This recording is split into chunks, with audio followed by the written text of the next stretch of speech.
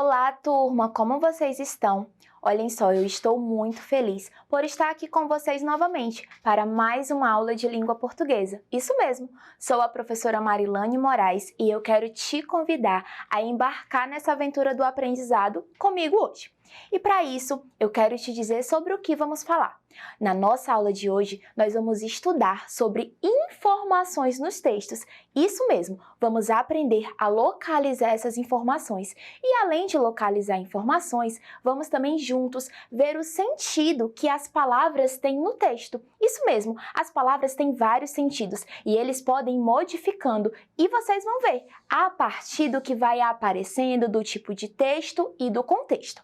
Olhem só, para acharmos informações em textos, compreendermos, o significado das palavras, nada melhor do que explorarmos vários textos. E eu quero te convidar comigo a acompanhar a leitura do nosso primeiro texto da aula de hoje no cartaz. Vamos juntos? Mas eu quero combinar algo com você.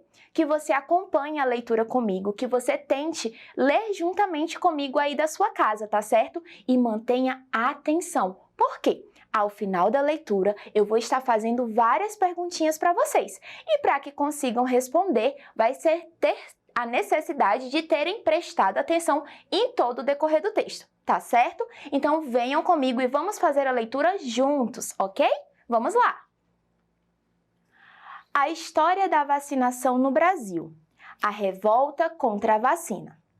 Atualmente, a vacina faz parte do cotidiano das crianças, adultos e idosos. Mas para que isso aconteça, são realizadas campanhas de vacinação, divulgadas na televisão, no rádio, nos jornais, entre outros meios de comunicação. Nessas campanhas é explicada a importância da vacinação e as famílias são chamadas para os postos de vacinação para que seus filhos sejam vacinados. Mas será que sempre foi assim? Houve uma época no Brasil na qual as pessoas acreditavam que a vacina causaria a morte.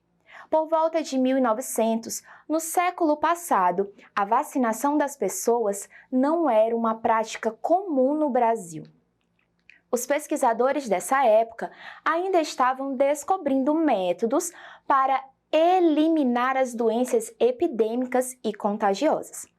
A população sofria e até morria com doenças para as quais hoje temos formas de controle e prevenção. Além disso, os brasileiros não tinham a mesma noção de higiene que temos hoje, o que aumentava a proliferação de várias doenças. Bactérias e vírus faziam a festa. Um bom exemplo era a capital do Brasil, que nessa época era o Rio de Janeiro. Nesse local, morria diariamente um grande número de pessoas, vítimas de doenças, como varíola, a febre amarela e a peste bubônica, ou doença do rato, entre outras. Mas por que essas doenças eram tão comuns no Rio de Janeiro e em outras regiões do Brasil?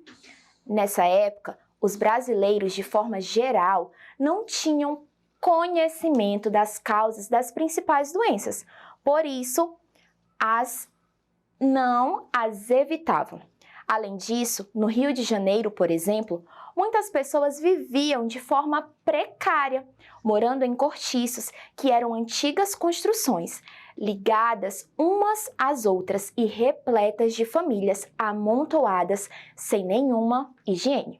Esse texto é de Cátia Abreu, A Revolta da Vacina. Olhem só, crianças, viram que texto interessante? Muito bem, nele nós podemos encontrar diversas informações. Mas agora, para que nós possamos compreender ainda melhor esse texto, eu vou fazer para vocês algumas perguntinhas. A cada pergunta, nós iremos voltar ao texto, tá certo? E verificar se essas informações estão contidas claramente no texto que nós acabamos de ler juntos. Então, crianças, vamos fazer algumas perguntas para que nós possamos compreender melhor o nosso texto? Então, vamos lá. Vamos à nossa primeira perguntinha, tá certo? No texto, a palavra atualmente dá a ideia de quê? E aí, crianças, vamos identificar no nosso texto onde que primeiro está essa palavra? Vocês conseguem lembrar? Olhem só, ela vai aparecer aqui no nosso primeiro parágrafo. Isso mesmo. Vamos lá, grifá-la? Aqui. Atualmente. A que dá ideia essa palavra? Atualmente está falando de quê? Que atualmente as vacinas fazem parte do cotidiano. Olhem só. A vacinação faz parte do cotidiano das crianças, dos adultos e idosos. Olha que interessante. Vamos à nossa próxima pergunta? A palavra nessas se refere a quê? Bom, vamos novamente juntos identificar onde que está no texto essa palavrinha, para depois darmos sequência a que ela está se referindo. Vamos juntos? Olhem só, aqui está a palavra nessas. E nessas está fazendo referência a campanhas. Muito bem, vamos continuar? O que precisa ser feito para que a vacinação faça parte do cotidiano das pessoas? Então, nós vimos que atualmente a vacinação faz parte do cotidiano das pessoas.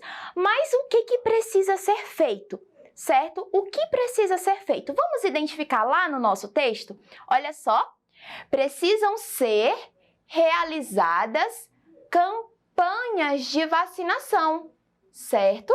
Então, o que precisa ser feito são campanhas de vacinação, ok, crianças? Vamos prosseguir. A nossa próxima perguntinha é a seguinte. Em 1900, já havia vacina no Brasil? Essa é a primeira pergunta. Segunda perguntinha, o que faziam os pesquisadores dessa época? E aí, criança, será que nessa época de 1900 já existia vacina no Brasil? E o que será que os pesquisadores faziam nessa mesma época? Temos essa informação no nosso texto. Vamos lá juntos identificar? Olhem só. Por volta de 1900, certo? No século passado, a vacinação das pessoas não era uma prática comum. Olhem só, nessa época a vacinação não era algo comum, não era algo cotidiano ainda. Essa foi a primeira perguntinha, acabamos de responder. E a próxima pergunta está perguntando o que os pesquisadores então faziam nessa mesma época de 1900. O que eles faziam? Será que essa informação está contida no nosso texto? Vamos analisar juntos? Vamos ao texto. Olha só, aqui está. Os pesquisadores dessa época ainda estavam descobrindo métodos para eliminar as doenças epidêmicas e contagiosas. Muito bem, crianças. Vamos prosseguir para a nossa próxima perguntinha, então vamos juntos. Por que as campanhas ajudam a fazer os pais levarem seus filhos aos postos de vacinação? Primeira perguntinha. E a próxima? Vimos que a vacinação hoje faz parte da nossa vida, mas sempre foi assim?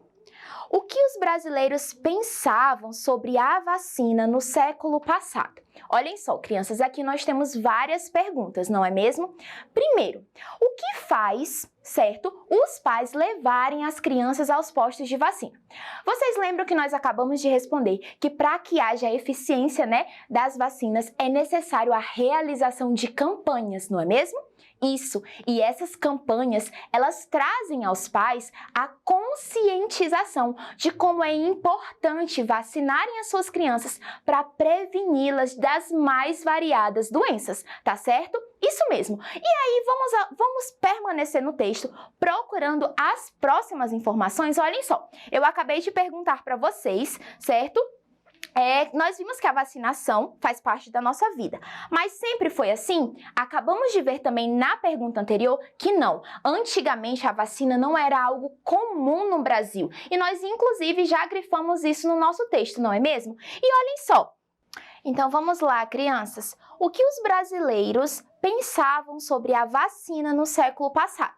Bom, no século passado, olha só, eles acreditavam que a vacina causaria a morte. Olhem que interessante, eles pensavam totalmente o inverso do que é a realidade, não é mesmo? A vacina não traz morte coisa nenhuma, ela faz prolongar a nossa vida, porque ela nos faz ficar imunes, aumentar a nossa imunidade para as mais diversas doenças, não é mesmo? Vamos prosseguir então. Olhem só.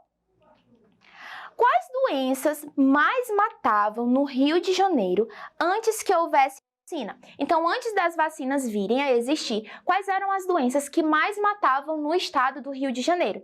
Vocês lembram? Vamos lá no texto, porque essa informação está contida no nosso texto. Olhem só. As doenças que mais matavam lá era a varíola, a febre amarela e a peste bubônica, também conhecida como a doença do rato. Isso mesmo, crianças, vamos prosseguir. O que as pessoas da época podiam fazer para que as doenças não se proliferassem? Na leitura do nosso texto, nós percebemos que as doenças se proliferavam. Por quê? Porque as pessoas elas não tinham noção de higiene, não é mesmo? Nós lemos isso em várias partes do nosso texto. Então, o que é necessário para que as doenças não se proliferem? É necessário que as pessoas tenham a consciência da boa higiene, não é mesmo? Vamos prosseguir para a nossa próxima pergunta. Por qual motivo essas doenças eram tão comuns no Rio de Janeiro? Então, por que, crianças, que essas doenças que nós acabamos de ver, varíola, febre amarela, doença do rato, eram comuns no Rio de Janeiro? Olhem só, essas doenças eram tão comuns no Rio de Janeiro. Por quê? Porque nessa época, crianças, os brasileiros, de forma geral, eles não tinham conhecimento das causas principais das doenças e também porque eles viviam de forma precária, sem nenhuma higiene. E por conta de viver dessa forma, certo? Não havia higiene, não havia conhecimento. As doenças elas faziam a festa, mas nos dias atuais já não é mais assim, não é mesmo?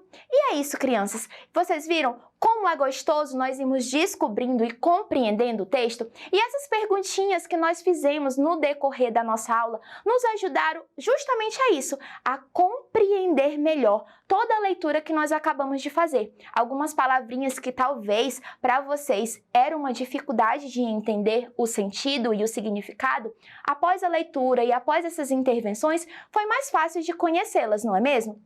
É isso, crianças. A nossa jornada está encerrando aqui, mas não fique triste, eu espero vocês para a nossa próxima aula. E não se esqueça, continue estudando, acessando a essa e outras aulas na nossa plataforma Eduque. Tchau, tchau e até mais!